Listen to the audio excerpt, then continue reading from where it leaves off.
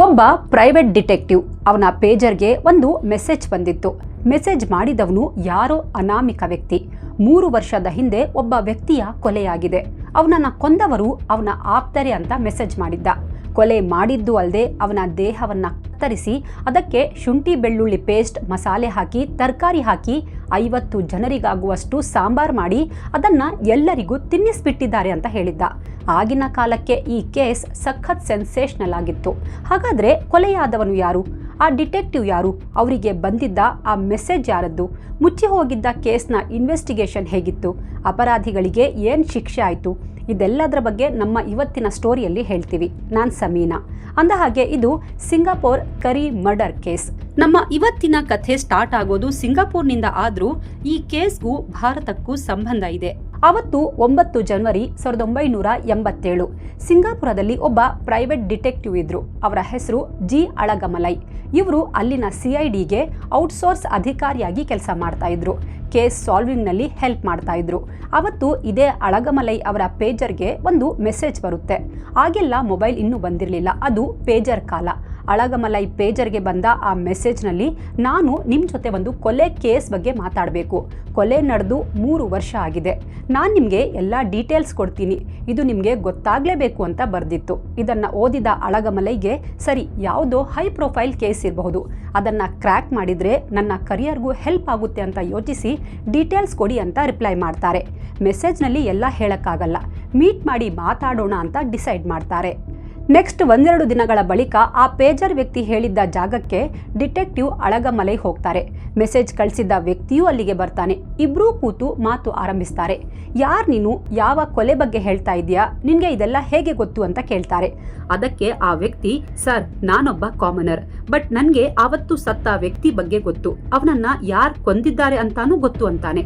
ನಿನ್ಗೆ ಎಲ್ಲ ಮಾಹಿತಿ ಹೇಗೆ ಎಕ್ಸಾಕ್ಟ್ ಆಗಿ ಗೊತ್ತು ಹೇಳು ಅಂತ ಡಿಟೆಕ್ಟಿವ್ ಕೇಳ್ತಾರೆ. ಅದಕ್ಕವನು, ಸರ್, ನಾನು ಬಾರ್ ಒಂದರಲ್ಲಿ ಕೂತು ಎಣ್ಣೆ ಹೊಡಿತಾ ಇದ್ದೆ. ಆಗ ನನ್ನ ಹಿಂದಿನ ಟೇಬಲ್ನಲ್ಲಿ 3-4 ಜನ ಕೂತು ಕುಡಿತಾ ಇದ್ರು. ಅವರು ಇದನ್ನೆಲ್ಲ ಡಿಸ್ಕಸ್ ಮಾಡ್ತಾ ಇದ್ರು. ಅದನ್ನ ಕೇಳಿ ನನಗೆ ತುಂಬಾ ಭಯ ಆಯ್ತು. ಹಾಗಾಗಿ ನಾನು ನಿಮ್ಮನ್ನ ಸಂಪರ್ಕ ಮಾಡಿದೆ ಸರ್ ಅಂತಾನೆ. ಬಟ್ ಕುಡಿದವರ ಮಾತು ಸೀರಿಯಸ್ ಆಗಿ ತಗೊಳ್ಳೋದು ಅಷ್ಟು ಸುಲಭ ಇರಲಿಲ್ಲ. ಹಾಗಂತ ಈ ಇನ್ಫಾರ್ಮೇಶನ್ ನ ನೆಗ್ಲೆಕ್ಟ್ ಮಾಡೋಕು ಡಿಟೆಕ್ಟಿವ್ಗೆ ಮನ್ಸಿರ್ಲಿಲ್ಲ. ಸರಿ, ಏನ್ ಸ್ಟೋರಿ ಹೇಳು ಅಂತಾರೆ. ಇಲ್ಲಿಂದ ಆ ವ್ಯಕ್ತಿ ಸ್ಟೋರಿ ಶುರು ಮಾಡ್ತಾನೆ. ಸರ್, ಅದು 1984ರ ಸಮಯ. ಮುತ್ತು ಅನ್ನೋ ಒಬ್ಬನನ್ನ 3 ಜನ ಸಹೋದರರು ಸೇರಿಕೊಂಡು ಸಾಯಿಸಿದ್ರು ಸರ್.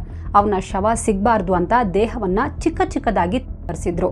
ದೊಡ್ಡ ಮೂಳೆಗಳನ್ನ ಪ್ಲಾಸ್ಟಿಕ್ ಬ್ಯಾಗ್ಗಳಲ್ಲಿ ತುಂಬಿಸಿ ಸಿಂಗಾಪುರದ ಬೇರೆ ಬೇರೆ ಏರಿಯಾಗಳಲ್ಲಿ ಬಿಸಾಕಿಬಿಟ್ರು.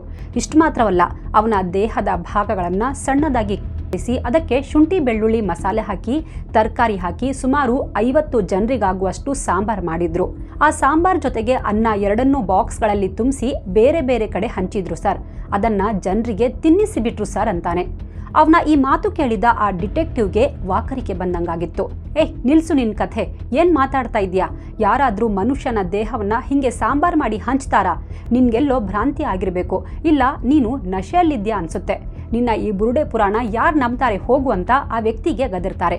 ಅದಕ್ಕೆ ಆ ಇನ್ಫಾರ್ಮರ್, ಇಲ್ಲ ಸರ್, ನಾನು ನಶೆಯಲ್ಲಿಲ್ಲ, ನಾನು ಹೇಳ್ತಾ ಇರೋದೆಲ್ಲ 100% ನಿಜ. ನೀವು ಒಬ್ಬ ದಕ್ಷ ಮತ್ತು ಏಬಲ್ ಡಿಟೆಕ್ಟಿವ್ ಅಂತ ನಿಮಗೆ ಈ ಕೇಸ್ ಬಗ್ಗೆ ಹೇಳಿದೆ. ನೀವು ನಂಬಿದ್ರೆ ನಂಬಿ, ಬಿಟ್ರೆ ಬಿಡಿ ಸರ್, ಬಟ್ ನಾನು ಹೇಳಿದ್ದೆಲ್ಲವೂ ನಿಜ ಸರ್ ಅಂತಾನೆ. ಸಿಂಗಾಪುರ್ ವಿಶ್ವದಲ್ಲೇ 6ನೇ ಅತ್ಯಂತ ಸೇಫ್ ಕಂಟ್ರಿ ಅಂತ ಹೇಳಲಾಗುತ್ತೆ. ಇಂಥ ಸೇಫೆಸ್ಟ್ ಸಿಟಿಯಲ್ಲಿ ಕ್ರೈಮ್ ನಡೆಯೋದು ತುಂಬಾ ಕಡಿಮೆ. ಅದರಲ್ಲೂ ಮರ್ಡರ್ನಂತಹ ಕ್ರೈಮ್ ವಿರಳಾತಿ ವಿರಳ. ಅಲ್ಲಿನ ಸ್ಟ್ರಿಕ್ಟ್ ನ್ಯಾಯಾಂಗ ವ್ಯವಸ್ಥೆಯಿಂದಾಗಿ ಅಲ್ಲಿ ಯಾರೂ ಕ್ರೈಮ್ ಮಾಡಲು ಹೆದರ್ತಾರೆ.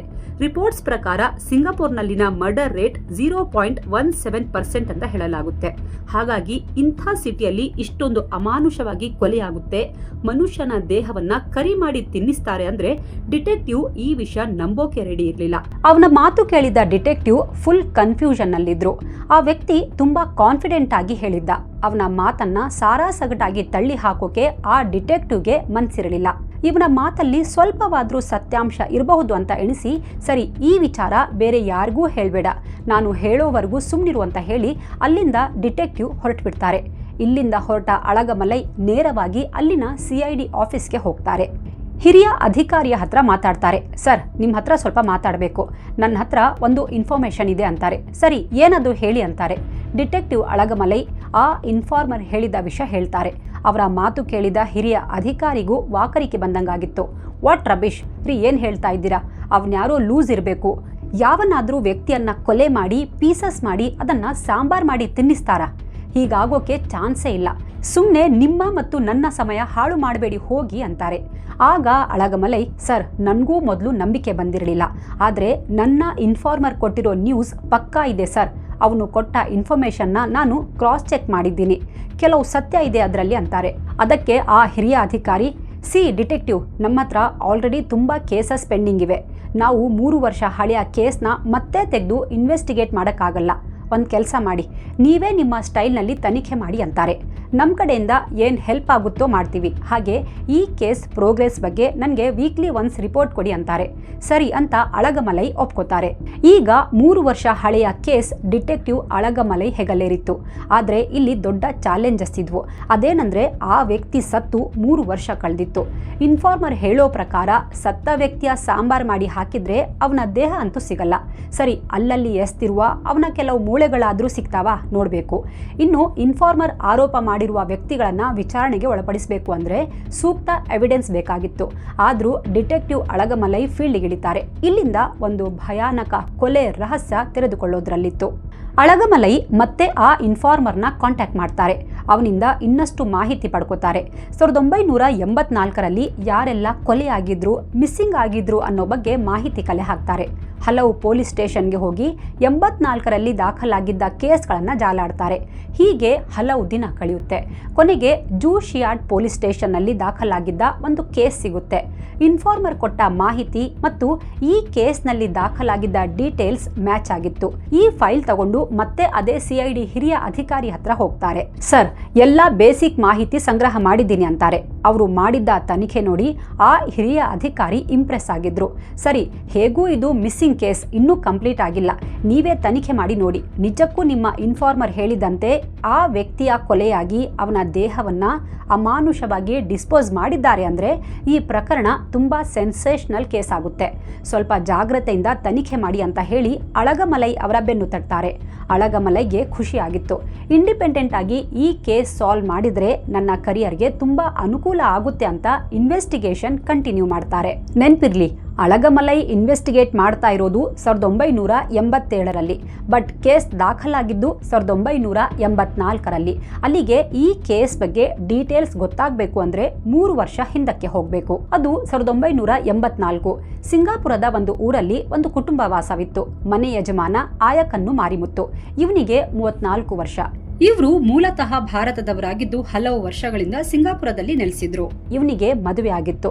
ಹೆಂಡತಿ ಮತ್ತು 3 ಮಕ್ಕಳ ಜೊತೆ ಖುಷಿಯಾಗಿ ಜೀವನ ನಡೆಸ್ತಾ ಇದ್ದ. ಹೆಂಡತಿ ಹೆಸರು ನಾಗರಥವಲ್ಲಿ ರಾಮಯ್ಯ.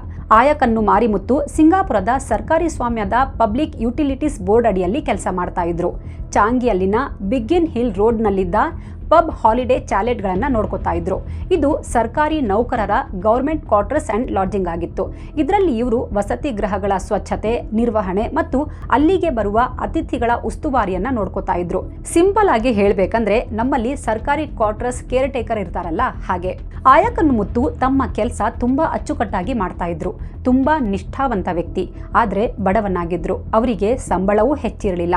ಬರೋ ಸಂಬಳದಲ್ಲಿಯೇ ಮನೆ ಖರ್ಚು, ಮಕ್ಕಳ ಸ್ಕೂಲ್ ಫೀಸ್ ಸೇರಿದಂತೆ ಎಲ್ಲವನ್ನ ಅದರಲ್ಲೇ ನಿಭಾಯಿಸ್ತಾ ಇದ್ರು. ಆರ್ಕಾಡ್ ರೋಡ್ ಪ್ರೆಸ್ ಬೈಟೇರಿಯಸ್ ಚರ್ಚ್ ಹಿಂಭಾಗದಲ್ಲಿ ಒಂದು ಸಣ್ಣ ಬಾಡಿಗೆ ಮನೆಯಲ್ಲಿ ತನ್ನ ಫ್ಯಾಮಿಲಿ ಜೊತೆ ಇರ್ತಾ ಇದ್ರು. ಹೀಗಿರುವಾಗ ಅವತ್ತು 18 ಡಿಸೆಂಬರ್ 1984 ಮುತ್ತುವಿನ ಹೆಂಡತಿ ನಾಗರಥ ಗಾಬರಿಯಲ್ಲಿ ಜೂಶಿಯಾರ್ಡ್ ಪೊಲೀಸ್ ಸ್ಟೇಷನ್ಗೆ ಬರ್ತಾರೆ. ಬಂದವರೇ, ಸರ್, ನನ್ನ ಗಂಡ ಆಯಕನ್ನು ಮುತ್ತು ಕಳೆದ 6 ದಿನಗಳಿಂದ ಕಾಣ್ತಿಲ್ಲ. ಪ್ಲೀಸ್ ಬೇಗ ಹುಡುಕಿ ಕೊಡಿ ಅಂತ ಮನವಿ ಮಾಡ್ತಾರೆ. ಅದಕ್ಕೆ ಪೊಲೀಸರು 6 ದಿನಗಳಿಂದ ನಾಪತ್ತೆ ಅಂತೀರಾ, ಮತ್ತೆ ಇವತ್ತು ಬಂದಿದ್ದೀರಲ್ಲ, ಮೊದಲೇ ಬರ್ಬೇಕಿತ್ತಲ್ವಾ ಅಂತಾರೆ. ಯಾಕೆ ತಡ ಮಾಡಿದ್ರಿ? ಸರಿ, ಏನ್ ಕೆಲಸ ಮಾಡ್ತಾರೆ ನಿಮ್ಮ ಹಸ್ಬೆಂಡ್? 6 ದಿನದ ಮುಂಚೆ ಎಲ್ಲಿದ್ರು? ಯಾರ ಜೊತೆಗಾದ್ರೂ ಹೋದ್ರಾ ಅಂತ ಎಲ್ಲ ಡೀಟೇಲ್ಸ್ ಕೊಡಿ ಅಂತ ಕೇಳ್ತಾರೆ.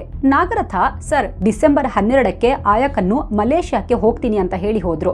ನಮ್ಮದು ಬಡ ಕುಟುಂಬ ಸರ್. ನಾನು, ನನ್ನ ಗಂಡ ಮತ್ತು 3 ಮಕ್ಕಳು. ಜೀವನ ಸಾಗಿಸೋದು ಕಷ್ಟ ಆಯ್ತು. ಅದಕ್ಕೆ ನಾನು ಮಲೇಷ್ಯಾಗೆ ಹೋಗಿ ಅಲ್ಲಿ ಕಸಿನೋದಲ್ಲಿ ಜೂಜಾಡಿ ಹಣ ಗಳಿಸ್ಕೊಂಡು ಬರ್ತೀನಿ ಅಂತ ಹೋದ್ರು ಸರ್. 2-3 ದಿನದಲ್ಲಿ ರಿಟರ್ನ್ ಬಂದ್ಬಿಡ್ತೀನಿ ಅಂತ ಹೇಳಿ ಹೋಗಿದ್ರು. ಬಟ್ 6 ದಿನ ಆದ್ರೂ ಪತ್ತೆ ಇಲ್ಲ ಸರ್. ನನಗೆ ಗಾಬರಿ ಆಗ್ತಾ ಇದೆ. ಮನೆಯಲ್ಲಿ ಮಕ್ಕಳು ಅಳ್ತಾ ಇವೆ. ದಯವಿಟ್ಟು ಹುಡುಕಿ ಕೊಡಿ ಸರ್ ಅಂತ ಅಂಗಲಾಚಿ ಬೇಡ್ಕೊತಾರೆ. ಸರಿ ಅಂತ ಪೊಲೀಸರು ನಾಪತ್ತೆ ಕೇಸ್ ದಾಖಲಿಸಿಕೊಳ್ತಾರೆ. ಹಾಗೆ ಆಯಕನ್ನುವಿನ ಫೋಟೋ ಇಸ್ಕೊಂಡು ಅವನ ಡೀಟೇಲ್ಸ್ ಎಲ್ಲ ತಗೋತಾರೆ. ತನಿಖೆ ಮಾಡ್ತೀವಿ, ಏನಾದರೂ ಗೊತ್ತಾದರೆ ನಿಮಗೆ ಹೇಳಿ ಕಳಿಸ್ತೀವಿ ಹೋಗಿ ಅಂತ ನಾಗರಥರನ್ನ ಸಮಾಧಾನ ಮಾಡಿ ಕಳಿಸ್ಬಿಡ್ತಾರೆ. ಪೊಲೀಸರು ಡೀಟೇಲ್ಸ್ ತಗೊಂಡು ಮಲೇಷ್ಯಾದ ಕ್ಯಾಪಿಟಲ್ ಕೌಲಾಲಂಪುರ್ಗೆ ಹೋಗ್ತಾರೆ. ಅಲ್ಲಿನ ಕೆಲವು ಕಸಿನೋಗಳಿಗೆ ಹೋಗಿ ಮಾತಾಡ್ತಾರೆ. ಆಯಕನ್ನು ಫೋಟೋ ತೋರಿಸಿ ಇವನನ್ನ ನೋಡಿದ್ದೀರಾ ಅಂತ ವಿಚಾರಿಸ್ತಾರೆ. ಆದರೆ ಆಯಕನ್ನುನ ಅಲ್ಲಿ ಯಾರೂ ನೋಡಿರಲಿಲ್ಲ. ಹಾಗಾಗಿ ಮುತ್ತು ಬಗ್ಗೆ ಪೊಲೀಸರಿಗೆ ಏನೂ ಮಾಹಿತಿ ಸಿಗಲ್ಲ. ಸಿಂಗಾಪುರ ಪೊಲೀಸರು ತಮ್ಮ ಇನ್ಫಾರ್ಮರ್ಗಳನ್ನು ಫೀಲ್ಡಿಗಿಳಿಸ್ತಾರೆ. ಆದರೂ ಯಾವ ಮಾಹಿತಿಯೂ ಸಿಗಲ್ಲ. ಕಂಪ್ಲೇಂಟ್ ರಿಜಿಸ್ಟರ್ ಮಾಡಿದ್ಮೇಲೆ ಮುತ್ತು ಪತ್ನಿ ನಾಗರಥ ಒಂದೆರಡು ಸಲ ಪೊಲೀಸ್ ಸ್ಟೇಷನ್ಗೆ ಬಂದು ಗಂಡನ ಬಗ್ಗೆ ವಿಚಾರಿಸ್ತಾರೆ. ಅದಾದ ಬಳಿಕ ಆಕೆಯೂ ಬರೋದನ್ನ ನಿಲ್ಲಿಸ್ಬಿಡ್ತಾರೆ. ಎಷ್ಟು ಹುಡುಕಿದ್ರೂ ಮುತ್ತು ಬಗ್ಗೆ ಮಾಹಿತಿ ಸಿಗದೇ ಇದ್ದಾಗ ಆಕೆಯು ಸುಮ್ಮನಾಗ್ತಾಳೆ. ಕೆಲ ತಿಂಗಳುಗಳ ನಂತರ ಮನೆ ಖರ್ಚಿಗೆ ದುಡ್ಡಿನ ಪ್ರಾಬ್ಲಮ್ ಶುರುವಾದಾಗ ನಾಗರಥ ತಾನೇ ಒಂದು ಕೆಲಸಕ್ಕೆ ಸೇರ್ಕೋತಾಳೆ. ಇತ್ತ ಪೊಲೀಸರು ನಿರುತ್ಸಾಹ ತೋರಿದ್ರು. ವಿಷಯ ಏನಂದ್ರೆ ಈ ಆಯಕನ್ನು ಮುತ್ತು ಕೇರ್ ಟೇಕರ್ ಆಗಿ ಕೆಲಸ ಮಾಡ್ತಾ ಇದ್ದವನು, ಬಡವ. ಹೀಗಾಗಿ ಪೊಲೀಸರು ಕೂಡ ಅಷ್ಟಾಗಿ ಆಸಕ್ತಿ ತೋರಲ್ಲ. ಆಯಕನ್ನು ಸ್ವಇಚ್ಛೆಯಿಂದ ಜೂಜಾಡೋಕೆ ಹೋಗಿದ್ದ. ಬಹುಶಃ ಅಲ್ಲಿಂದ ಬೇರೆ ಕಡೆಗೆ ಎಲ್ಲೋ ಕೆಲಸ ಅರಸಿ ಹೋಗಿರಬಹುದು. ಅವನೇ ಬರ್ತಾನೆ, ಇಲ್ಲ ಹೆಂಡತಿ ಕಾಟದಿಂದ ಬೇಸತ್ತು ಎಲ್ಲೋ ಓಡ್ ಹೋಗಿರೋ ಸಾಧ್ಯತೆಯೂ ಇರಬಹುದು ಅಂತ ಪೊಲೀಸರು ಸುಮ್ಮನಾಗ್ಬಿಡ್ತಾರೆ. ಹೀಗೆ ಆಯಕನ್ನು ನಾಪತ್ತೆಯಾಗಿ ವರ್ಷಗಳೇ ಕಳೆದು ಹೋಗುತ್ತೆ. 1984 ಹೋಗಿ 1987 ಇಸ್ವಿ ಬಂದಿತ್ತು. ಇದೇ ಆಯಕನ್ನು ಮುತ್ತು ಬಗ್ಗೆ ಅವತ್ತು ಇನ್ಫಾರ್ಮರ್ ಡಿಟೆಕ್ಟಿವ್ಗೆ ಮೆಸೇಜ್ ಮಾಡಿ ಹೇಳಿದ್ದು. ಇದೇ ಮುತ್ತು ಕಾಣೆಯಾಗಿಲ್ಲ, ಬದಲಿಗೆ ಕೊಲೆಯಾಗಿದ್ದಾನೆ. ಅವನ ದೇಹದ ಮಾಂಸದ ಸಾಂಬಾರ್ ಮಾಡಿದ್ರು ಅನ್ನೋದನ್ನ ಆ ವ್ಯಕ್ತಿ ಹೇಳಿದ್ದು. ಅದೇ ಕೇಸ್ನ ಮತ್ತೆ ತನಿಖೆಗೆ ಡಿಟೆಕ್ಟಿವ್ ಅಳಗಮಲೈ ಇಳಿದಿದ್ದು. ಡಿಟೆಕ್ಟಿವ್ ಅಳಗಮಲೈ ಜೂಶಿಯಾಡ್ ಪೊಲೀಸ್ ಸ್ಟೇಷನ್ನಿಂದ ಆಯಕನ್ನು ಮುತ್ತು ಮಿಸ್ಸಿಂಗ್ ಕೇಸ್ ಫೈಲ್ ತಗೊಂಡು ಸ್ಟಡಿ ಮಾಡ್ತಾರೆ. ಮೊದಲು ಮುತ್ತು ಪತ್ನಿ ನಾಗರಥರನ್ನ ಮೀಟ್ ಮಾಡ್ತಾರೆ. ಅವರಿಂದ ಅವತ್ತು 3 ವರ್ಷದ ಹಿಂದೆ ಏನೆಲ್ಲ ಆಯಿತು ಅನ್ನೋ ಬಗ್ಗೆ ಎಲ್ಲ ವಿಷಯ ತಿಳ್ಕೊತಾರೆ. ನಂತರ ಮುತ್ತುನ ಫ್ರೆಂಡ್ಸ್ ಜೊತೆ ಮಾತಾಡ್ತಾರೆ. ಎಲ್ಲರೂ ವರ್ಕಿಂಗ್ ಕ್ಲಾಸ್ ಆಗಿದ್ರಿಂದ ಎಲ್ಲರೂ ತಮ್ಮ ತಮ್ಮ ಜಂಜಾಟದಲ್ಲೇ ಬ್ಯುಸಿ ಇದ್ರು. ಯಾರಿಗೂ ಮುತ್ತು ಬಗ್ಗೆ ಅಷ್ಟಾಗಿ ಗೊತ್ತಿರಲಿಲ್ಲ. ನಾಗರಥ ಮತ್ತು ಮುತ್ತುವಿನ ರಿಲೇಟಿವ್ಸ್ ಜೊತೆಗೂ ಮಾತಾಡ್ತಾರೆ. ಹೀಗೆ ಸುಮಾರು 30 ಜನರನ್ನ ವಿಚಾರಣೆ ನಡೆಸಿ ಇನ್ಫಾರ್ಮೇಶನ್ ಕಲೆಕ್ಟ್ ಮಾಡ್ತಾರೆ. ಪ್ರತಿ ವಾರ ನನಗೆ ವರದಿ ಒಪ್ಪಿಸಬೇಕು ಅಂತ ಹಿರಿಯ ಅಧಿಕಾರಿ ಹೇಳಿದ್ರಲ್ಲ, ಹಾಗಾಗಿ ಡಿಟೆಕ್ಟಿವ್ ಅಳಗಮಲೈ ಹಿರಿಯ ಅಧಿಕಾರಿ ಜೊತೆಗೆ ಡಿಸ್ಕಸ್ ಮಾಡ್ತಾರೆ. ಅದುವರೆಗೆ ತಾವು ಕಲೆಕ್ಟ್ ಮಾಡಿದ್ದ ಮಾಹಿತಿ ಹೇಳ್ತಾರೆ. ಜೊತೆಗೆ ತನಗೆ ಕೆಲವು ಜನರ ಮೇಲೆ ಡೌಟ್ ಇದೆ, ಅವರೇ ಆಯಕನ್ನೂರನ್ನ ಕೊಲೆ ಮಾಡಿರಬಹುದು ಅಂತ ಹೇಳ್ತಾರೆ. ಅಳಗಮಲೈ ಕೆಲವು ಹೆಸರುಗಳನ್ನ ಮತ್ತು ಅನುಮಾನಕ್ಕೆ ಕಾರಣಗಳನ್ನ ಶಾರ್ಟ್ ಲಿಸ್ಟ್ ಮಾಡಿದ್ರು. ಅವರ ಲಿಸ್ಟ್ನಲ್ಲಿ ಮೊದಲು ಇದ್ದ ಹೆಸರು ಆಯಕನ್ನು ಹೆಂಡತಿ ನಾಗರಥ. ಅವಳ ಮೇಲೆ ಅನುಮಾನ ಪಡೋಕೆ ಕಾರಣವೂ ಇತ್ತು. ಕಾರಣ ನಂಬರ್ 1, ನಾಗರಥ ಹೇಳೋ ಪ್ರಕಾರ 12 ಡಿಸೆಂಬರ್ 1984ಕ್ಕೆ ಆಯಕನ್ನು ಮನೆಯಿಂದ ನಾಪತ್ತೆಯಾಗಿದ್ದ ಅಂತ. ಆದರೆ ಅವಳು 6 ದಿನ ಬಿಟ್ಟು ಡಿಸೆಂಬರ್ 18ಕ್ಕೆ ಮಿಸ್ಸಿಂಗ್ ರಿಪೋರ್ಟ್ ರಿಜಿಸ್ಟರ್ ಮಾಡಿದ್ಲು. 6 ದಿನ ಯಾಕೆ ವೇಟ್ ಮಾಡಿದ್ಲು? ಕಾರಣ ನಂಬರ್ 2, ನಾಗರಥ ಮಿಸ್ಸಿಂಗ್ ಕಂಪ್ಲೇಂಟ್ನಲ್ಲಿ ಹೇಳಿರೋ ಪ್ರಕಾರ ಆಯಕನ್ನು ಜೂಜಾಡಿ ಹಣ ಗಳಿಸೋಕೆ ಮಲೇಷ್ಯಾಗೆ ಹೋದ ಅಂತ. ಆದರೆ ಆಯಕನ್ನು ತುಂಬಾ ಬಡವ. ಅವನು ದುಡಿಯೋದ್ರಲ್ಲಿ ಮನೆ ಮಕ್ಕಳು ಜೀವನ ನಿರ್ವಹಣೆ ಕಷ್ಟವಿತ್ತು. 3 ಹೊತ್ತು ಹೊಟ್ಟೆ ತುಂಬ ಊಟ ಸಿಕ್ಕಿದ್ರೆ ಅದೇ ಜಾಸ್ತಿ ಅನ್ನೋ ಪರಿಸ್ಥಿತಿ ಇತ್ತು. ಮಕ್ಕಳ ಸ್ಕೂಲ್ ಫೀಸ್ ತುಂಬಿಸೋಕೆ ಅವರಿವರ ಹತ್ರ ಸಾಲ ಮಾಡ್ಕೊಂಡಿದ್ದ. ಹೀಗಿರುವಾಗ ಆ ವ್ಯಕ್ತಿ ಮಲೇಷ್ಯಾ ಹೋಗೋಕೆ ಹೇಗೆ ಸಾಧ್ಯ? ಕಾರಣ ನಂಬರ್ 3, ಒಂದ್ ವೇಳೆ ಹೇಗೋ ದುಡ್ಡು ಅಡ್ಜಸ್ಟ್ ಮಾಡಿಕೊಂಡು ಮಲೇಷ್ಯಾಗೆ ಹೋದ ಅಂತ ಇಟ್ಕೊಂಡ್ರು ಅವನು ಸರ್ಕಾರಿ ಕೆಲಸದಲ್ಲಿದ್ದವನು. 2-3 ದಿನ ಹೊರಗೆ ಹೋಗೋಕೆ ಮೇಲಿನ ಅಧಿಕಾರಿಗಳಿಂದ ರಜೆ ಪಡಿಬೇಕಿತ್ತು. ಬಟ್ ನಾನು ಅವನು ಕೆಲಸ ಮಾಡ್ತಾ ಇದ್ದ ಕಚೇರಿಯಲ್ಲಿ ಹೋಗಿ ವಿಚಾರಿಸಿದಾಗ ಅವನು ಡಿಸೆಂಬರ್ 21 ಮತ್ತು 22ಕ್ಕೆ ರಜೆ ಕೇಳಿದ್ನಂತೆ. ಅವನ ಮ್ಯಾನೇಜರ್ ರಜೆಗೆ ಅನುಮತಿ ಕೂಡ ನೀಡಿದ್ರಂತೆ. ಅವನು ಹೇಳಿದ ಡೇಟ್ಗೆ ರಜೆ ಸಿಕ್ಕ ಮೇಲೆ ಅದಕ್ಕೂ ಮುಂಚೆ ಅವನು ಹೇಗೆ ಮಲೇಷ್ಯಾಗೆ ಹೋದ? ಈ ಎಲ್ಲ ಅನುಮಾನಗಳ ಆಧಾರದ ಮೇಲೆ ಬಹುಶಃ ಮುತ್ತು ವಿಚಾರದಲ್ಲಿ ನಾಗರಥ ಸುಳ್ಳು ಹೇಳ್ತಾ ಇದ್ದಾಳೆ ಅಂತ ಡಿಟೆಕ್ಟಿವ್ ಅಳಗಮಲೈ ಥಿಯರಿ ರೆಡಿ ಮಾಡ್ತಾರೆ. ಬಹುಶಃ ಮನೆಯಲ್ಲಿ ಏನಾದರೂ ಎಮರ್ಜೆನ್ಸಿ ಕೆಲಸ ಇತ್ತಾ, ಹಾಗಾಗಿ ಮೊದಲೇ ರಜೆ ಹಾಕಿದ್ನಾ ಅನ್ನೋ ಬಗ್ಗೆ ಅವನ ಮನೆಯವರ ಜೊತೆ ಮಾತಾಡಿ ಕ್ರಾಸ್ ಚೆಕ್ ಮಾಡ್ತಾರೆ. ಆದರೆ ಆ ಡೇಟ್ಸ್ನಲ್ಲಿ ಅವರ ಮನೆಯಲ್ಲಿ ಯಾವ ಎಮರ್ಜೆನ್ಸಿಯೂ ಇರಲಿಲ್ಲ. ಡಿಸೆಂಬರ್ 12ಕ್ಕೆ ಸರಿಯಾದ ಟೈಮ್ಗೆ ಕೆಲಸಕ್ಕೆ ಹೋಗ್ತೀನಿ ಅಂತ ಅವನು ಹೋಗಿದ್ದ ಅಂತಾರೆ. ಇದನ್ನೆಲ್ಲ ನೋಡಿದ್ರೆ ಪಕ್ಕ ನಾಗರಥ ನವರಂಗಿ ಆಟ ಆಡ್ತಿದ್ದಾಳ ಅಂತ ಅನುಮಾನ ಕಾಡಿತ್ತು. ಅವಳು ನಮ್ಮಿಂದ ಏನೋ ಮುಚ್ಚಿಡ್ತಾ ಇದ್ದಾಳೆ ಅನ್ಸಿತ್ತು.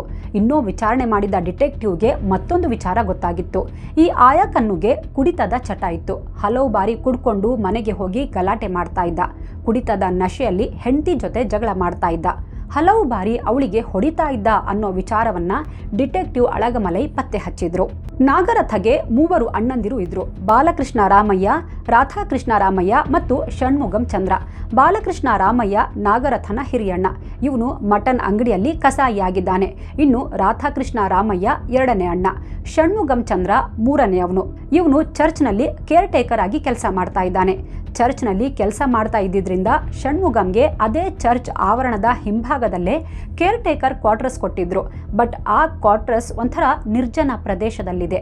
ಅಲ್ಲಿ ಹೆಚ್ಚು ಜನಸಂದಣಿ ಇರೋದಿಲ್ಲ. ಡಿಟೆಕ್ಟಿವ್ ಅಳಗಮಲೈ ಮುತ್ತು ಕೊಲೆ ಬಗ್ಗೆ ತಮ್ಮದೇ ಒಂದು ಥಿಯರಿ ರೆಡಿ ಮಾಡಿ ಹಿರಿಯ ಅಧಿಕಾರಿಗೆ ಹೇಳ್ತಾರೆ. ಸರ್, ಈ ಮುತ್ತುಗೆ ಕುಡಿತದ ಚಟ ಇತ್ತು. ಕುಡಿದು ಬಂದು ಹೆಂಡತಿಗೆ ಹೊಡಿತಾ ಇದ್ದ. ಬಹುಶಃ ಗಂಡನ ದೌರ್ಜನ್ಯದ ಬಗ್ಗೆ ನಾಗರಥ ತನ್ನ ಅಮ್ಮ ಮತ್ತು ಅಣ್ಣಂದಿರಿಗೆ ಹೇಳಿರಬಹುದು. ಹೀಗಾಗಿ ಎಲ್ಲರೂ ಸೇರಿ ಮುತ್ತುನ ಕೊಲೆ ಮಾಡಿರಬೇಕು. ಅದು ಅಲ್ಲದೆ ನಾಗರಥ ಅಣ್ಣನ ಮಟನ್ ಶಾಪ್ ಇದೆ. ಹಾಗಾಗಿ ಆಯಾಕನ್ನು ನನ್ನ ಕೊಂದು ಅವರೇ ತರಿಸಿ ಹಾಕಿರಬಹುದು. ಜೊತೆಗೆ ಸಿಕ್ಕಾಕೊಳ್ಬಾರ್ದು ಅಂತ ಶವವನ್ನ ಬೇಯಿಸಿ ಕರಿ ಮಾಡಿರಬಹುದು ಅಂತ ತಮ್ಮ ಥಿಯರಿ ಹೇಳ್ತಾರೆ.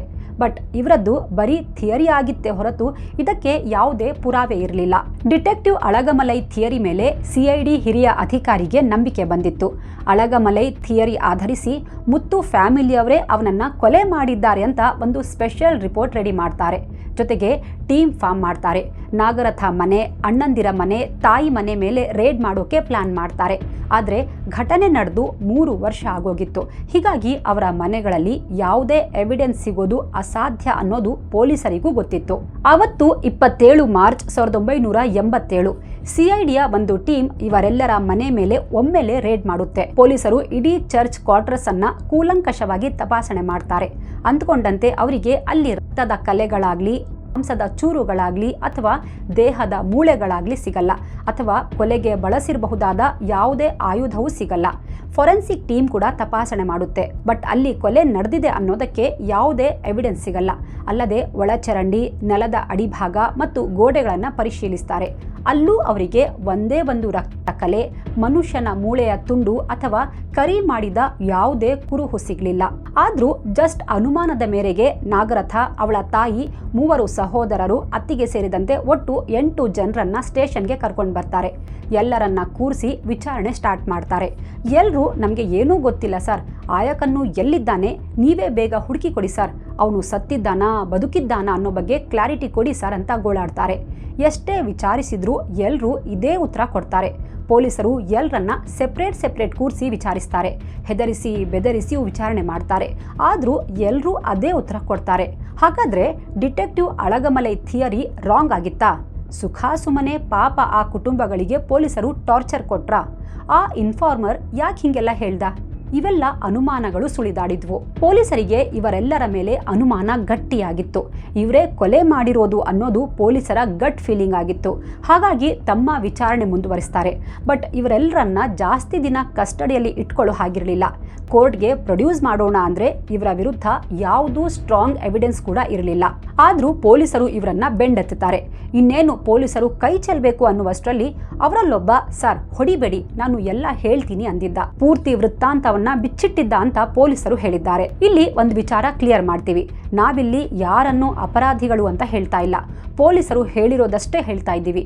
ಯಾಕಂದ್ರೆ ಅವರಲ್ಲಿ ಒಬ್ಬ ಕನ್ಫೆಸ್ ಮಾಡಿದ್ದ ಅಂತ ಪೊಲೀಸರೇ ಹೇಳಿರೋದು. ಸರ್, ನಾವು ಆಯಕನ್ನು ಮುತ್ತುನ ಕೊಲೆ ಮಾಡಿಬಿಟ್ವಿ ಸರ್. ಅವನು ಪ್ರತಿದಿನ ಕುಡ್ಕೊಂಡು ಬಂದು ಗಲಾಟೆ ಮಾಡಿ ನನ್ನ ತಂಗಿಗೆ ಹೊಡಿತಾ ಇದ್ದ. ಎಷ್ಟು ಸಲ ಬುದ್ಧಿ ಹೇಳಿದ್ರೂ ಅವನು ಸರಿ ಹೋಗಿರ್ಲಿಲ್ಲ. ಅವನಿಂದ ಎಲ್ಲರಿಗೂ ಸಾಕಾಗಿ ಹೋಗಿತ್ತು. ನಾಗರಥ ಯಾವಾಗಲೂ ನಮ್ಮ ಹತ್ರ ಬಂದು ಅವನ ಟಾರ್ಚರ್ ಬಗ್ಗೆ ಹೇಳಿ ಅಳ್ತಾ ಇದ್ಲು. ಅವಳ ಪರಿಸ್ಥಿತಿ ನೋಡಿ ನಮಗೆ ಹೊಟ್ಟೆ ಚುರುಕಂತಿತ್ತು ಸರ್.